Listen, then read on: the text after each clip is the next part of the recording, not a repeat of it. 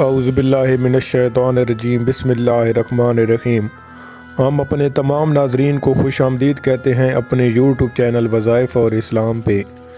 ناظرین، آج کا واقعہ ہے بغداد کا ایک سوداگر۔ پرانے وقتوں کی ایک بات ہے، بغداد میں ایک سوداگر رہتا تھا جو بہت دولت مند تھا، لیکن اپنی دولت لٹا کے وہ اتنا غریب ہو گیا تھا کہ محنت مزدوری کر کے اپنا پیٹ پالنے پر مجبور ہو گیا۔ اپنی پچھلی عیش و عشرت والی زندگی کو یاد کر کے وہ اکثر غمزدہ ہو جایا کرتا تھا۔ ایک رات وہ بہت اداس اور غمزدہ حالت میں سویا تو اس نے ایک خواب دیکھا۔ ایک بزرگ اس سے کہہ رہے ہیں، تمہاری قسمت کا ستارہ مصر کے ایک شہر قاہرہ میں جگمگا رہا ہے، وہاں جاؤ اور اسے تلاش کرو۔ صبح جب بیدار ہوا تو اسے خواب والے بزرگ کی یاد آئی۔ اس نے فوراً قاہرہ جانے کی تیاری کی اور قاہرہ روانہ ہو گیا۔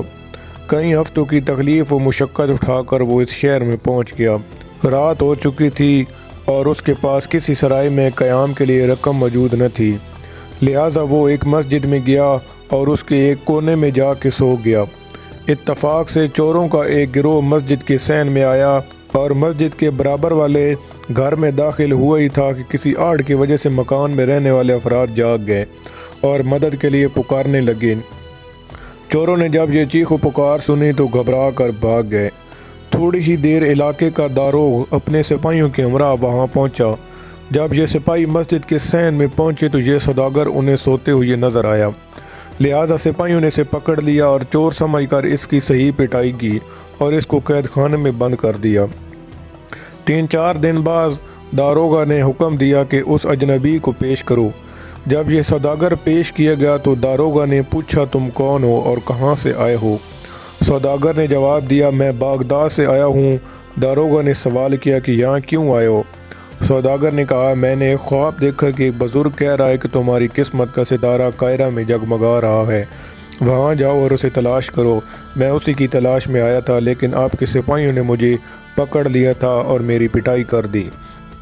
داروغہ نے یہ سنا تو ہنس اور کہنے لگا، ہے بے وقوف انسان، میں نے بھی یہ خواب کئی دفعہ کہتے سنا ہے کہ بغداد جاؤ اور پتھریلی گلی کے مکان میں ایک صحن ہے جس کے آخر میں ایک باغ ہے جہاں پر ایک فوارہ ہے جس کے غوض کے نیچے بہت سا خزانہ دفن ہے، لہٰذا وہاں جاؤ اور اسے کھود کر نکالو۔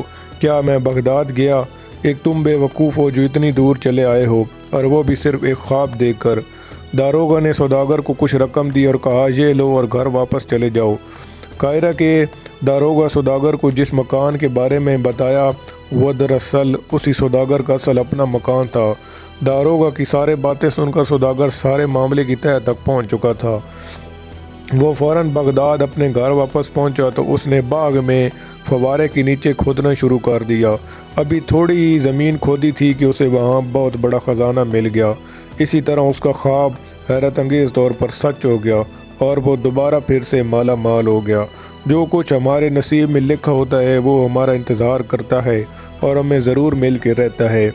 دیر سویر ضرور ہوتی ہے، لیکن جو ہمارے نصیب میں ہوتا ہے وہ ہمیں ضرور مل کے رہتا ہے۔